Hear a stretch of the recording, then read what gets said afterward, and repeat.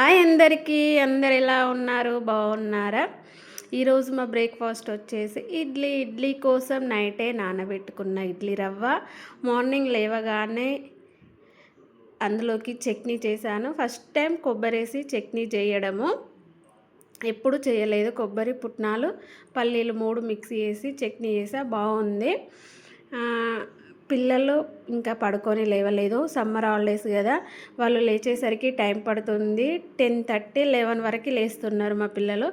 ఆలోపు నేను ఇంట్లో పనులన్నీ చేసేసుకొని రెడీగా వాళ్ళకి బ్రేక్ఫాస్ట్ చేసి అక్కడ పెడతా. లేవగానే వాళ్ళు తినేస్తారు. ఇడ్లీ చేయడం మాత్రం ఈజీ, కానీ ఆ ఇడ్లీ పాత్రలు తోమాలంటే నాకు కొంచెం చిరాకు అనిపిస్తుంది. ఆ పాత్రలు తోమాలంటే కొంచెం రిస్క్. నాలాగా ఎవరైనా రిస్క్ పడే వాళ్ళు ఉన్నారా?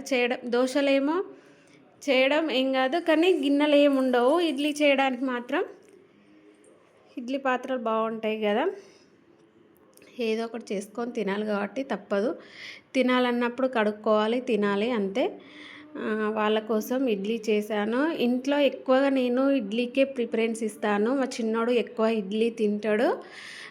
వాని బాధ భరించలేక ఎక్కువ ఇడ్లీకే ప్రిఫరెన్స్ ఇస్తా.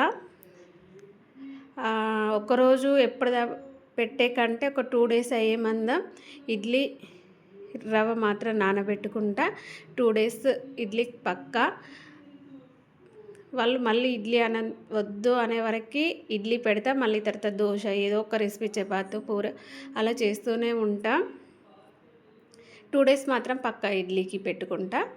అందులోకి కాంబినేషన్ చట్నీ మాత్రం పల్లి కొబ్బరి చట్నీ చేశాను. టేస్ట్ మాత్రం అదిరిపోయింది. ఫస్ట్ టైం చేసా కదా, బాగుంటుంది. మళ్ళీ రోజు అదే చేసుకుంటుంటే కొంచెం బోరుగా ఉంటుంది. రోజు ఒకటి డిఫరెంట్గా ఏదో ఒక ఐటెం చేస్తే చట్నీలు చాలా బాగుంటాయి. పల్లి రేటు మాత్రం చాలా పెరిగిపోతుంది. ఇప్పుడు కేజీ వచ్చి 250 అలా ఉంది కదా. చాలా అంటే చాలా రేట్లు పెరిగాయి పల్లికి. అన్నీ ఆదా చేయాలని చెప్పాడు కదా మన మోడీ, అలా పాటించాల్సి వస్తుందేమో.